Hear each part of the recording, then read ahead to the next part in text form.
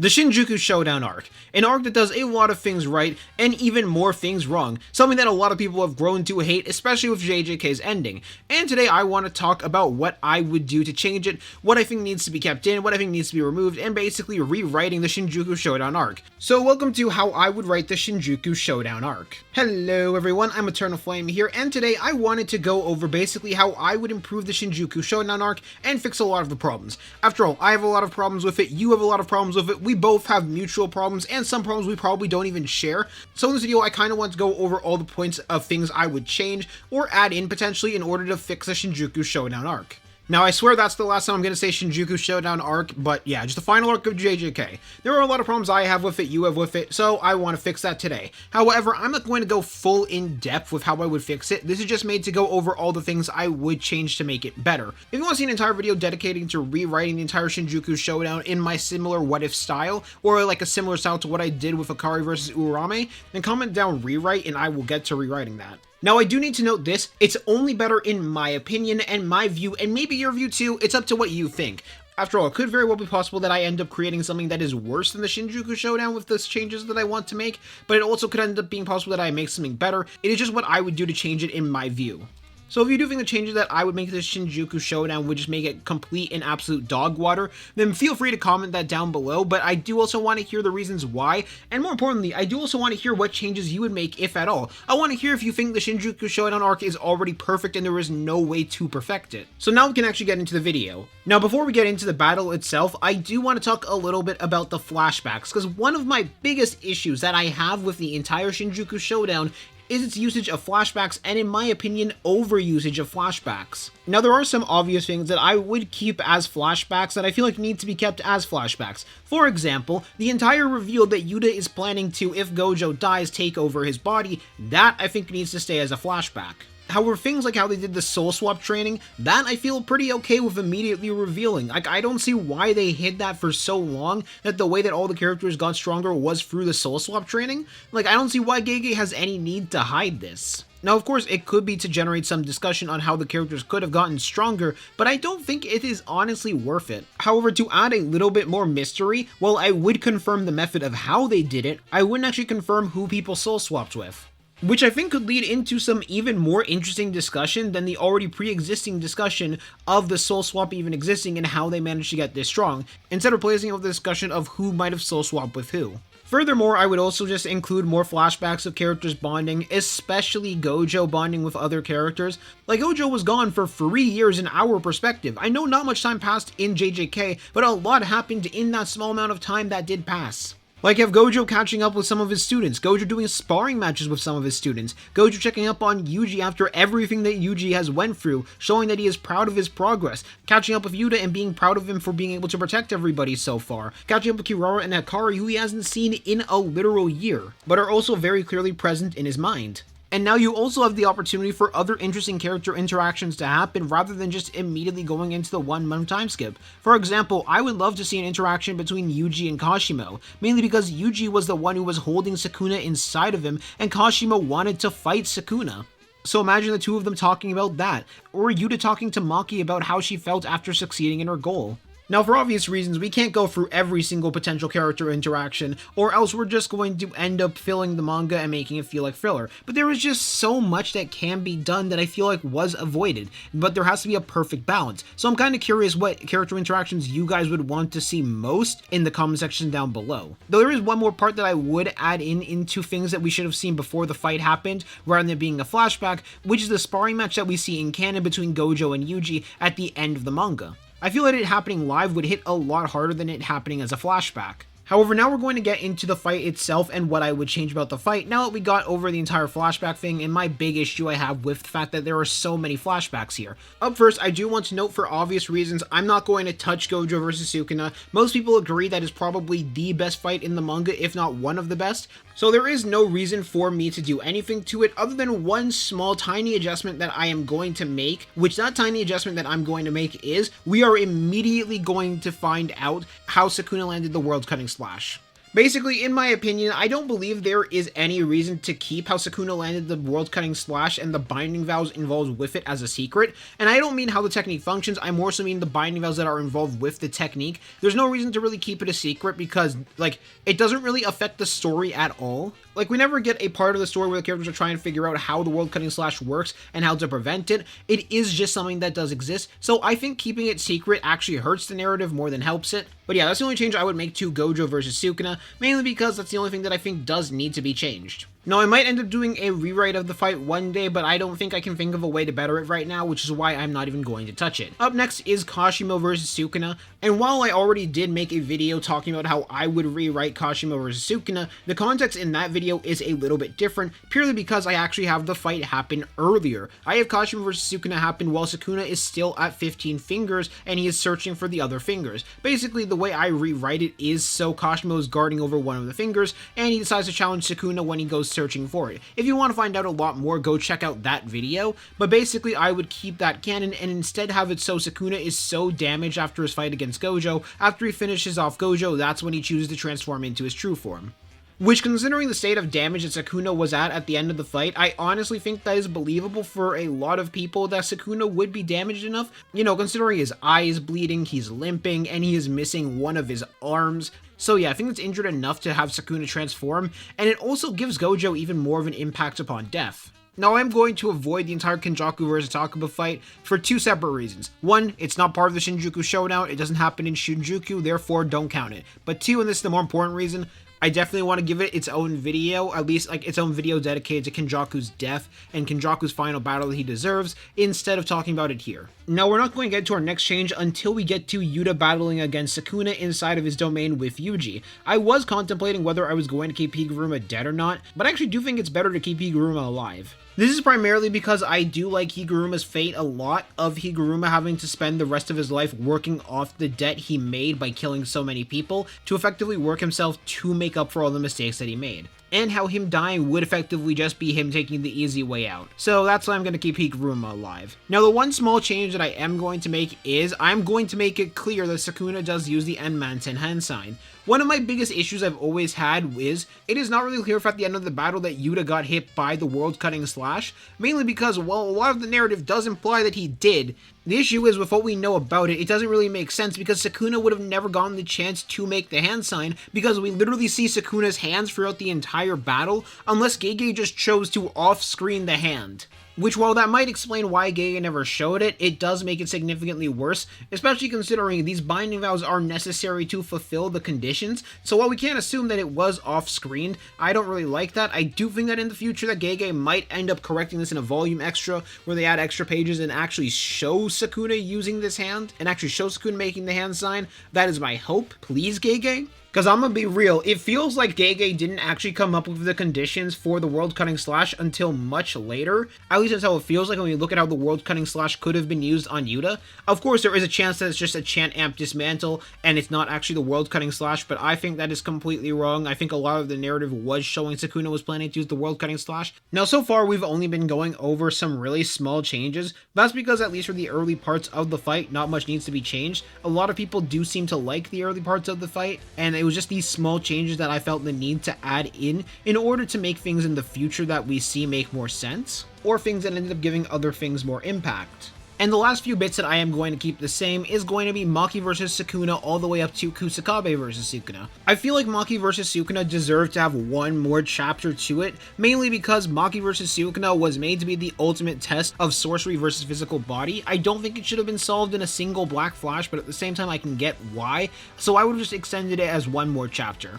Now, I would have kept the finisher as the Black Flash, don't get me wrong, but I do think that one more chapter would really help to sell how much Sukuna is interested in Maki and the entire themes of humanity versus sorcery and which is better to trade. And I'm keeping Kusakabe versus Sukuna. Why? I like Kusakabe, and if you don't like that chapter, that's a you problem. But on a real note, it's also because it does some amazing character work for Kusakabe, and I absolutely love it. But now we're going to get into some really big changes. Up first, when Miguel and LaRue show up, I'm also going to have Yuji and Choso show up at the same time. Why? I think it is a good time to have them interact. I don't think Miguel and LaRue deserve an entire chapter to themselves like how Kusakabe, in my opinion, does. I feel like Kusakabe has had enough character work and focus to deserve that, but I don't think Miguel and LaRue did, so yeah. I don't think they deserve an entire chapter, or even the amount of time they had, since I know they didn't have an entire chapter, they had like 2/3 of a chapter, but I think it should have been Yuji and Choso showing up as soon as Miguel and LaRue showed up. However, there is going to be another change that I'm going to make to Yuji, one that irks me to this very day. I get not having Yuji learn Piercing Blood. I get Yuji not being able to use Convergence. It has only been about a month. Of course, he's not going to be able to learn those important blood manipulation skills. I get him not being able to use those. But the thing that is going to always irk me is the fact that Yuji did not have Flowing Red Scale and Flowing Red Scale stack. Like, not just does it make no sense at all for Yuji to not learn that over the time skip, but it also just fits Yuji far too well as a hand-to-hand combatant. Like, keep this in mind, Yuji's main way of weakening Sukuna's soul is punching him. We don't know if it would be able to be applied to his Piercing Blood or not. However, currently I assume it wouldn't be able to be applied to Piercing Blood, but it could be, it could not be. Either way, that's not really important. The thing is, they don't have Yuji learn the main thing that would be helpful for this, which is an overall physical buff. It's not like Flowing Red Scale or Flowing Red Scale stack require convergence. In fact, with the way that Yuji was training so he could use Curse Energy to make blood so he wouldn't have to use RCT, it makes more sense for Yuji to learn it considering how Flowing Red Scale stack functions and Flowing Red Scale, which is just enhancing your blood that is being sent through your body and increasing your heartbeat. Like, I get Yuji learning how to convert his CE into blood is important. That I get and that I would keep. But the thing I still don't get to this very day is, why did they try and teach him convergence before teaching him this move? So we are going to give Yuji Flowing Red Scale in this, however, I am going to make a little bit of an adjustment to how Yuji uses it to really show off his inexperience with it. He is not able to constantly use Flowing Red Scale stack. Instead, he is going to effectively pull something that I took from Dragon Ball Super, where he is going to use Flowing Red Scale, but at the moment of impact, he's going to swap into Flowing Red Scale stack to make the hit land harder and be faster so he can guarantee that he'll be able to land the Soul Punch. Hell, this will also end up tripping up Sukuna a little bit because he's suddenly going to get an even further increase of speed that he is not immediately expecting. Like, I could see some really cool tactics being pulled with this. Now, you might be wondering, why wasn't Yuji using this inside of Yuta's domain? And it's because he wanted to keep the fact that he did have blood manipulation as a secret, and a lot of it seemed to be working for most of the fight, so we didn't feel the need to use it. But now that he is fighting against Sukuna off of a Black Flash, he definitely is going to feel the need to use it. Though there is something that I am also going to add into this fight, which is the fact that Yuji and Choso are going to be shown fighting together pretty well, and same with Miguel and LaRue. However, when they have to swap and fight with the other person on the other side, they end up actually doing pretty badly, mainly because they aren't used to fighting with Miguel and LaRue yet. However, as the chapter and the next battle ends up going on, you can see Yuji getting more and more adjusted, because as we know, Yuji is able to adjust to fighting alongside other people really fast, considering how fast he can adjust to fighting alongside Todo. And then you have Maki show up, and most of that battle does end up going the same, other than Yuji just having Flowing Red Scale as well as Flowing Red Scale stack now, allowing them to put even more pressure on Sukuna. Then of course Sukuna lands a Black Flash on LaRue and starts to lock in, landing several Black Flashes on Maki as well as then on one on Choso. However, Yuji is able to send him back down and nerf his output back down again. I really like the scene of LaRue helping Yuji to land a Black Flash, so I'm keeping that as canon, and then we'd effectively have the next chapter go pretty much the exact same as well, where Yuji ends up landing his barrage of Black Flashes on Sukuna and ends up breaking the record. However, during this assault, I would also have Yuji end up using a Piercing Blood. As we do know, landing a Black Flash does end up helping your ability to use curse techniques as well as your efficiency in them, so it does make sense that Yuji would finally be able to use Convergence. Though in the attempt of using a Piercing Blood, he would be able to see while it did damage Sukuna, it wasn't able to affect his soul, so he was mainly going to stick towards using Flowing Red Scale as well as Flowing Red Scale stack in order to try and land cleaves on Sukuna in direct combat due to his ability to only use it in close range at the current time. And while Yuji did end up unlocking a shrine, he is still going to need to work on it as the battle goes on, because currently it would still have a rather weak output. Then I would keep Sukuna's domain as well as Sukuna's fire arrow the same. So yes, Choso is still dying in this. I do think that if we add more time for Yuji and Choso to bond, which is something I went over in the beginning, it would end up making this moment hit much better and much deeper. It did hit pretty deep for me, but I do know for some people it didn't hit that deep. And then we have Toto's return go the exact same as well. I have been okay with Toto's return ever since they did explain that Toto was helping Yuta take out Kenjaku, because beforehand I was questioning why Toto wasn't there to help with the Higuruma plan, but with the explanation that they were using Toto to take out Kenjaku instead, I was completely okay with it because I don't think there was a better time to interject Toto other than in the Higuruma plan. I would also have Toto and Yuji fight against Sukuna for an additional chapter, mainly because I feel like we haven't seen Toto and Yuji fight for a long while. Plus, I do know several people did want to see Yuji and Toto fight alongside each other for a little bit longer, which would be nice, which is why I'm going to keep that in and have them fight for a bit longer together as well. Just about a chapter extra. Now up next is Yuta in Gojo's body, which was something that I was really contemplating on how to fix and how to change that up. Mainly because while I do like the character arc that Yuta has to go through for that, and trying to become the monster in his own way, but ultimately failing because he still is becoming the monster in the most human way possible, I don't really like what he ends up having to save them from, because I don't like Sukuna getting his domain back that easily. And my other issue with it is, it doesn't even feel like Yuta in Gojo's body doesn't amount to anything at all, because all that happened is, Sukuna got his domain back, and after Yuta showed up, he ended up sending them right back to where they were before Sukuna got his domain. It's not like any progress or difference was made, it was just brought back to what it was before. Like, my one problem with it is, if you just remove the one panel of Sukuna about to get his domain back, you could literally remove the entire Yuta versus Sukuna section and nothing in the manga would change. Like, yes, I am aware that he saved Yuji and Toto's lives, but the stakes felt really convoluted just for Yuta to show up, which is my main problem with it. It doesn't feel natural. It feels like Gege just interjected that, so we would just have an excuse to show off Yuta and Gojo's body, and then everything returns back to normal. It feels really convoluted, and it doesn't feel like any progress in the fight is made whatsoever. And it especially never helps that he doesn't fight alongside Yuji and Toto, and instead only takes out Sukuna's domain expansion, and leaves domain shards around for Toto to swap with. Instead, I would have it so Yuta and Gojo's body ends up joining the fight and making it a 3v1, with Yuta, Yuji, and Toto all fighting against Sukuna. Now, I know Gojo has the entire thing of he is too strong for people to fight alongside him. However, a huge part of Gojo's narrative and dream is that he wishes to make a generation of sorcerers strong enough that they are able to fight alongside each other, so what better way to show it than literally having it happen? Plus, a lot of people already do think that Yuta in Gojo's body is significantly weaker than Gojo was because he's not as good as the technique, which is something that I do agree with, so you gotta look at it as Gojo's dream finally becoming a reality, or just Yuta not being as good as Gojo, and showing off why Gojo is the strongest of the modern era. Then it makes it feel like Yuta taking over Gojo's body actually has meaning and purpose to it, rather than it just being something that exists to solve a convoluted problem. And at the end of the 5-minute timer, I would have it so Yuji and Toto would have to hold off Sukuna for a little bit so Yuta can charge up a Hollow Purple. And this Hollow Purple would be the last move that he'd be able to pull off in his body, which is why I would actually have it hit Sukuna, and in the end weaken him so much, but at the same time this is when the 5-minute timer ends up falling, and Yuta falls to the ground basically knocked out. Then the Toto and Angel section ends up going the exact same, where Hana does end up casting Jacob's Ladder, and Sukuna ends up circumventing it, but he does take some more damage from it, and Yuji eventually awakens his domain expansion, realizing that he is not going to be able to land any hits on Sukuna now that he is recovering properly. However, here is where I'm probably going to make the most drastic change of them all, which is I am going to expand this battle a lot, mainly because I do think that this final battle should have been between Yuji, Megumi, and Sukuna. And while sure, yes, Megumi did get involved with making a singular puddle, that is all he did. I feel like he should have done more. However, yeah, I would expand on this battle, have this battle last a couple more chapters where Megumi and Yuji get their time to shine, get their time to evolve and fight better alongside each other, and finally put down the person who has been plaguing their life for so long and causing them so much pain and misery, that being Sukuna. And then, of course, I know what some of you guys might be thinking. Am I gonna bring back Nobara? And my simple answer is no. This is mainly because I genuinely can't find a better way to bring Nobara back, which I'm going to leave up to you guys because I don't really like how Nobara returned and effectively was the finisher on Sukuna. Like, I do feel like Nobara should have a role, but I don't think that she should be the person who helps with the final finishing move on Sukuna, at least in my opinion. Now, if you do have arguments for why Nobara's return was a good thing, please comment them down below. But yeah, I just can't think of a good way to put Nobara into the plotline right now, at least. Maybe if I do the full-on rewrite of the Shinjuku Showdown, I might find a way to include her based on what you guys comment. But yeah, these are just my ways that I would improve the Shinjuku Showdown arc.